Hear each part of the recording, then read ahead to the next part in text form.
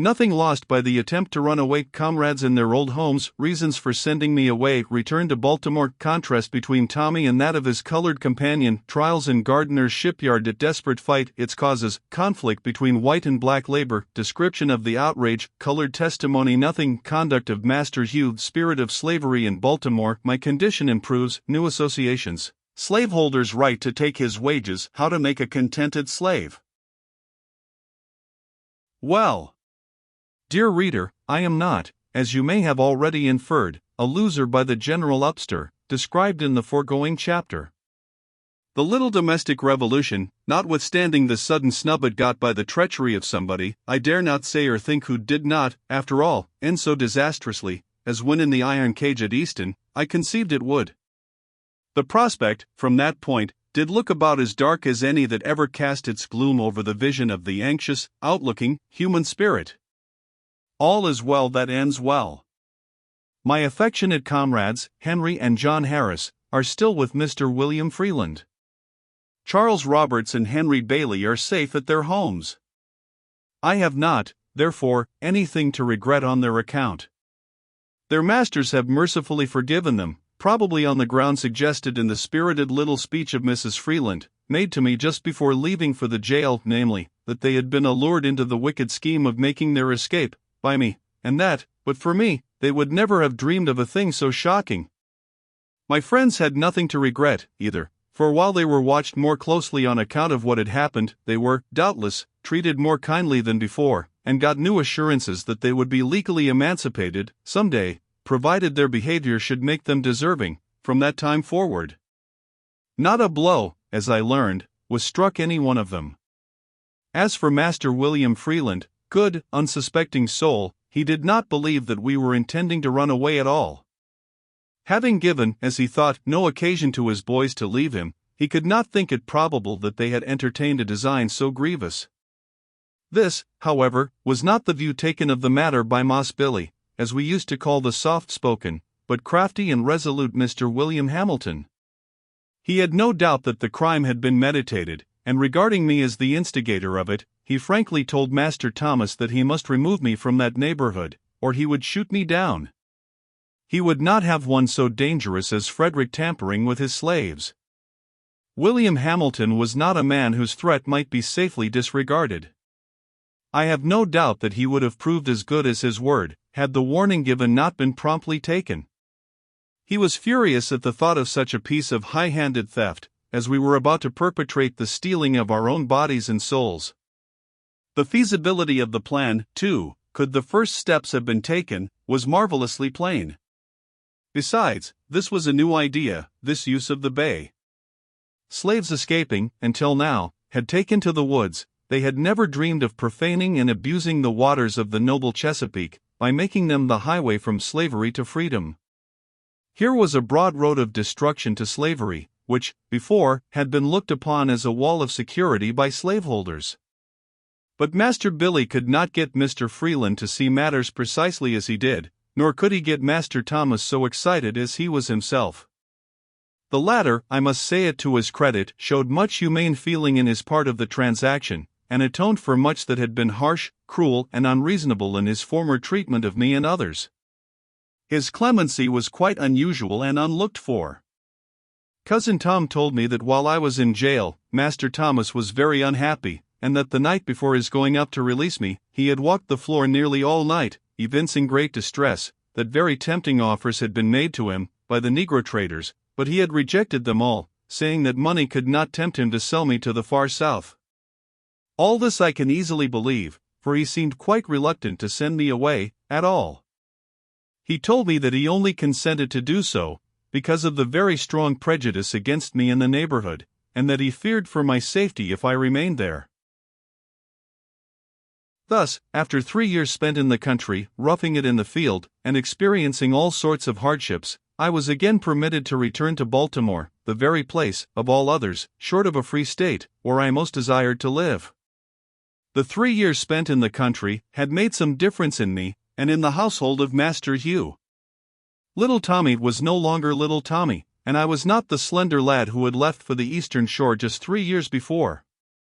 The loving relations between me and Moss Tommy were broken up. He was no longer dependent on me for protection, but felt himself a man, with other and more suitable associates. In childhood, he scarcely considered me inferior to himself, certainly, as good as any other boy with whom he played, but the time had come when his friend must become his slave. So we were cold, and we parted. It was a sad thing to me, that, loving each other as we had done, we must now take different roads. To him, 1,000 avenues were open. Education had made him acquainted with all the treasures of the world, and liberty had flung open the gates thereunto, but I, who had attended him 7 years, and had watched over him with the care of a big brother, fighting his battles in the street, and shielding him from harm, to an extent which had induced his mother to say, "Oh, Tommy is always safe, when he is with Freddie," must be confined to a single condition. He could grow, and become a man. I could grow, though I could not become a man, but must remain, all my life, a mere boy. Thomas Auld, Jr., obtained a situation on board the brig Tweed, and went to sea. I know not what has become of him. He certainly has my good wishes for his welfare and prosperity. There were few persons to whom I was more sincerely attached than to him, and there are few in the world I would be more pleased to meet. Very soon after I went to Baltimore to live, Master Hugh succeeded in getting me hired to Mr. William Gardiner, an extensive shipbuilder on Fells Point. I was placed here to learn to caulk, a trade of which I already had some knowledge, gained while in Mr. Hugh Auld's shipyard, when he was a master builder. Gardiner's, however, proved a very unfavorable place for the accomplishment of that object. Mr. Gardiner was, that season, engaged in building 2 large man-of-war vessels, professedly for the Mexican government. These vessels were to be launched in the month of July of that year, and, in failure thereof, Mr. G. would forfeit a very considerable sum of money. So, when I entered the shipyard, all was hurry and driving. There were in the yard about 100 men. Of these about 70 or 80 were regular carpenters, privileged men. Speaking of my condition here, I wrote, years ago, and I have now no reason to vary the picture, as follows. There was no time to learn anything. Every man had to do that which he knew how to do. In entering the shipyard, my orders from Mr. Gardiner were, to do whatever the carpenters commanded me to do. This was placing me at the beck and call of about 75 men. I was to regard all these as masters. Their word was to be my law. My situation was a most trying one. At times I needed a dozen pair of hands. I was called a dozen ways in the space of a single minute. 3 or 4 voices would strike my ear at the same moment. It was, "Fred, come help me to cant this timber here." "Fred, come carry this timber yonder." "Fred, bring that roller here." "Fred, go get a fresh can of water." "Fred, come help saw off the end of this timber." "Fred, go quick and get the crowbar." "Fred, hold on the end of this fall." "Fred, go to the blacksmith's shop and get a new punch." "Hurrah, Fred! Run and bring me a cold chisel." "I say, Fred, bear a hand, and get up a fire as quick as lightning under that steam box." "Halloo, nigger! Come, turn this grindstone. Come, come. Move, move. And bows this timber forward. I say, darky, blast your eyes, why don't you heat up some pitch? Halloo! Halloo! Halloo!" 3 voices at the same time. "Come here, go there, hold on where you are. D.N.U., if you move, I'll knock your brains out." Such, dear reader, is a glance at the school which was mine, during the first 8 months of my stay at Baltimore. At the end of the 8 months, Master Hugh refused longer to allow me to remain with Mr. Gardiner. The circumstance which led to his taking me away was a brutal outrage committed upon me by the white apprentices of the shipyard. The fight was a desperate one, and I came out of it most shockingly mangled. I was cut and bruised in sundry places, and my left eye was nearly knocked out of its socket. The facts leading to this barbarous outrage upon me illustrate a phase of slavery destined to become an important element in the overthrow of the slave system, and I may, therefore, state them with some minuteness. That phase is this: the conflict of slavery with the interests of the white mechanics and laborers of the South. In the country, this conflict is not so apparent, but, in cities, such as Baltimore, Richmond, New Orleans, Mobile, and it is seen pretty clearly. The slaveholders, with a craftiness peculiar to themselves, by encouraging the enmity of the poor, laboring white man against the blacks, succeeds in making the said white man almost as much a slave as the black slave himself. The difference between the white slave and the black slave is this: the latter belongs to one slaveholder, and the former belongs to all the slaveholders, collectively. The white slave has taken from him, by indirection, what the black slave has taken from him, directly, and without ceremony. Both are plundered, and by the same plunderers. The slave is robbed, by his master, of all his earnings, above what is required for his bare physical necessities, and the white man is robbed by the slave system, of the just results of his labor, because he is flung into competition with a class of laborers who work without wages. The competition, and its injurious consequences, will, one day, array the non-slave-holding white people of the slave states against the slave system, and make them the most effective workers against the great evil.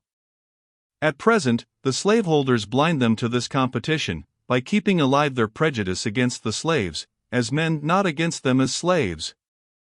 They appeal to their pride, often denouncing emancipation, as tending to place the white man on an equality with Negroes, and, by this means, they succeed in drawing off the minds of the poor whites from the real fact, that, by the rich slave master, they are already regarded as but a single remove from equality with the slave. The impression is cunningly made that slavery is the only power that can prevent the laboring white man from falling to the level of the slave's poverty and degradation. To make this enmity deep and broad, between the slave and the poor white man, the latter is allowed to abuse and whip the former, without hindrance. But, as I have suggested, this state of facts prevails mostly in the country. In the city of Baltimore, there are not unfrequent murmurs that educating the slaves to be mechanics may, in the end, give slave masters power to dispense with the services of the poor white man altogether.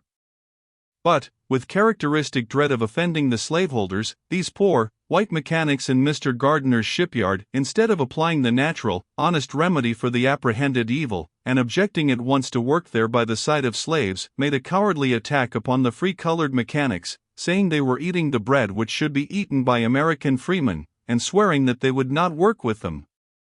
The feeling was, really, against having their labor brought into competition with that of the colored people at all, but it was too much to strike directly at the interest of the slaveholders, and, therefore proving their servility and cowardice, they dealt their blows on the poor, colored freeman, and aimed to prevent him from serving himself, in the evening of life, with the trade with which he had served his master, during the more vigorous portion of his days.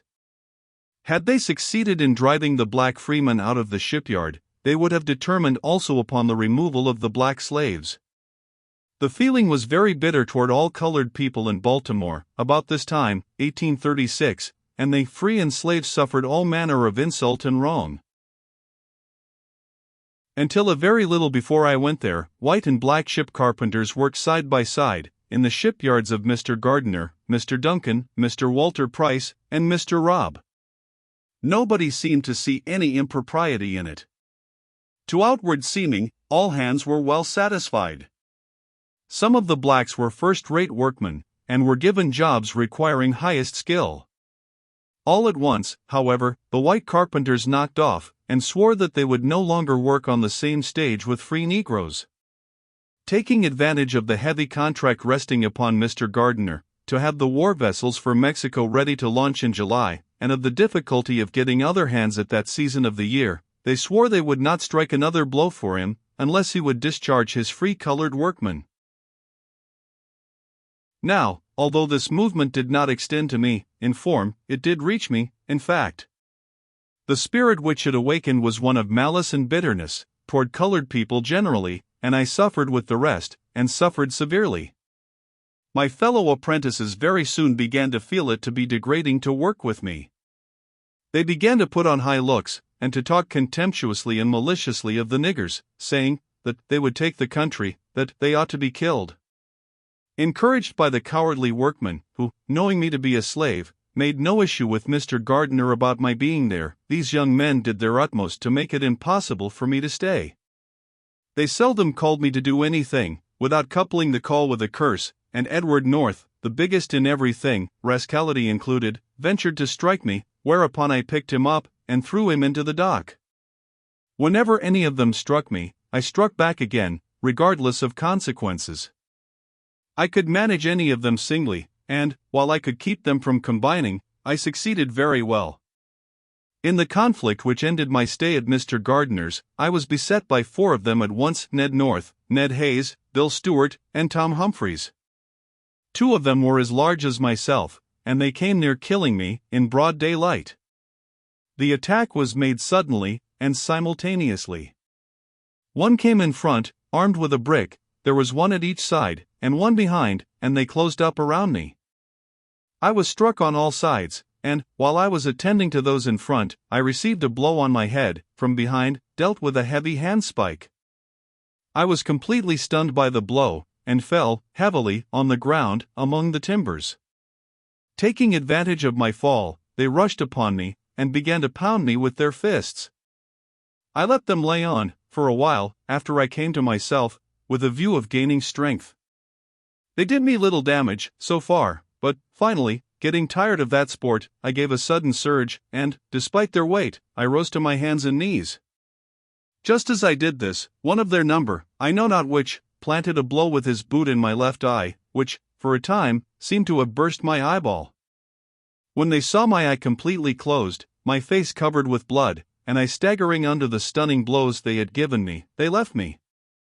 As soon as I gathered sufficient strength, I picked up the handspike, and, madly enough, attempted to pursue them, but here the carpenters interfered, and compelled me to give up my frenzied pursuit. It was impossible to stand against so many. Dear reader, you can hardly believe the statement, but it is true, and, therefore, I write it down. Not fewer than 50 white men stood by, and saw this brutal and shameless outrage committed, and not a man of them all interposed a single word of mercy. There were 4 against 1, and that one's face was beaten and battered most horribly, and no one said, "That is enough," but some cried out, kill him, kill the D nigger." Knock his brains out, he struck a white person.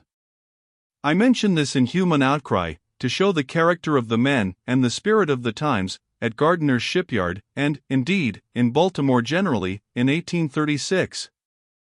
As I look back to this period, I am almost amazed that I was not murdered outright, in that shipyard, so murderous was the spirit which prevailed there. On 2 occasions, while there, I came near losing my life. I was driving bolts in the hold, through the keelson, with Hayes. In its course, the bolt bent. Hayes cursed me, and said that it was my blow which bent the bolt. I denied this, and charged it upon him. In a fit of rage he seized an adze, and darted toward me. I met him with a maul, and parried his blow, or I should have then lost my life. A son of old Tom Landman, the latter's double murder I have elsewhere charged upon him, in the spirit of his miserable father, made an assault upon me, but the blow with his maul missed me. After the united assault of North, Stewart, Hayes and Humphreys, finding that the carpenters were as bitter toward me as the apprentices, and that the latter were probably set on by the former, I found my only chances for life was in flight. I succeeded in getting away, without an additional blow. To strike a white man was death, by lynch law, in Gardiner's shipyard, nor was there much of any other law toward colored people, at that time, in any other part of Maryland. The whole sentiment of Baltimore was murderous. After making my escape from the shipyard, I went straight home, and related the story of the outrage to Master Hugh Ault, and it is due to him to say, that his conduct, though he was not a religious man, was every way more humane than that of his brother, Thomas, when I went to the latter in a somewhat similar plight, from the hands of brother Edward Covey. He listened attentively to my narration of the circumstances leading to the ruffianly outrage, and gave many proofs of his strong indignation at what was done. Hugh was a rough, but manly-hearted fellow, and, at this time, his best nature showed itself. The heart of my once almost overkind mistress, Sophia, was again melted in pity toward me. My puffed-out eye and my scarred and blood-covered face moved the dear lady to tears. She kindly drew a chair by me, and with friendly, consoling words, she took water and washed the blood from my face. No mother's hand could have been more tender than hers. She bound up my head and covered my wounded eye with a lean piece of fresh beef. It was almost compensation for the murderous assault and my suffering that it furnished an occasion for the manifestation, once more, of the originally sick, characteristic kindness of my mistress. Her affectionate heart was not yet dead, though much hardened by time and by circumstances. As for Master Hugh's part, as I have said, he was furious about it, and he gave expression to his fury in the usual forms of speech in that locality. He poured curses on the heads of the whole shipyard company, and swore that he would have satisfaction for the outrage. His indignation was really strong and healthy, but, unfortunately, it resulted from the thought that his rights of property, in my person, had not been respected, more than from any sense of the outrage committed on me as a man. I inferred as much as this, from the fact that he could, himself, beat and mangle when it suited him to do so. Bent on having satisfaction, as he said, just as soon as I got a little the better of my bruises, Master Hugh took me to Esquire Watson's office, on Bond Street, Fells Point, with a view to procuring the arrest of those who had assaulted me. He related the outrage to the magistrate, as I had related it to him, and seemed to expect that a warrant would, at once, be issued for the arrest of the lawless ruffians. Mr. Watson heard it all, and instead of drawing up his warrant, he inquired, "Mr. Auld, who saw this assault of which you speak?" "It was done, sir, in the presence of a shipyard full of hands." "Sir," said Watson, "I am sorry, but I cannot move in this matter except upon the oath of white witnesses." "But here's the boy, look at his head and face," said the excited Master Hugh, "they show what has been done." But Watson insisted that he was not authorized to do anything, unless white witnesses of the transaction would come forward, and testify to what had taken place. He could issue no warrant on my word, against white persons, and, if I had been killed in the presence of 1,000 blacks, their testimony, combined would have been insufficient to arrest a single murderer. Master Hugh, for once, was compelled to say that this state of things was too bad, and he left the office of the magistrate, disgusted. Of course, it was impossible to get any white man to testify against my assailants. The carpenters saw what was done, but the actors were but the agents of their malice, and only what the carpenters sanctioned. They had cried, with one accord, "Kill the nigger! Kill the nigger!" Even those who may have pitied me, if any such were among them, lacked the moral courage to come and volunteer their evidence. The slightest manifestation of sympathy or justice toward a person of color was denounced as abolitionism, and the name of abolitionist subjected its bearer to frightful liabilities. "D.N. abolitionists" and "kill the niggers" were the watchwords of the foul-mouthed ruffians of those days. Nothing was done, and probably there would not have been anything done, had I been killed in the affray. The laws and the morals of the Christian city of Baltimore afforded no protection to the sable denizens of that city. Master Hugh, on finding he could get no redress for the cruel wrong, withdrew me from the employment of Mr. Gardiner, and took me into his own family, Mrs. Auld kindly taking care of me, and dressing my wounds, until they were healed, and I was ready to go again to work. While I was on the eastern shore, Master Hugh had met with reverses, which overthrew his business, and he had given up shipbuilding in his own yard, on the city block, and was now acting as foreman of Mr. Walter Price. The best he could now do for me was to take me into Mr. Price's yard, and afford me the facilities there for completing the trade which I had began to learn at Gardiner's. Here I rapidly became expert in the use of my caulking tools, and, in the course of a single year, I was able to command the highest wages paid to journeyman caulkers in Baltimore. The reader will observe that I was now of some pecuniary value to my master. During the busy season, I was bringing $6 and $7 per week. I have, sometimes, brought him as much as $9 a week, for the wages were $1.50 per day. After learning to caulk, I sought my own employment, made my own contracts, and collected my own earnings, giving Master Hugh no trouble in any part of the transactions to which I was a party. Here, then, were better days for the Eastern Shore slave. I was now free from the vexatious assaults, of the apprentices at Mr. Gardiner's, and free from the perils of plantation life, and once more in a favorable condition to increase my little stock of education, which had been at a dead stand since my removal from Baltimore.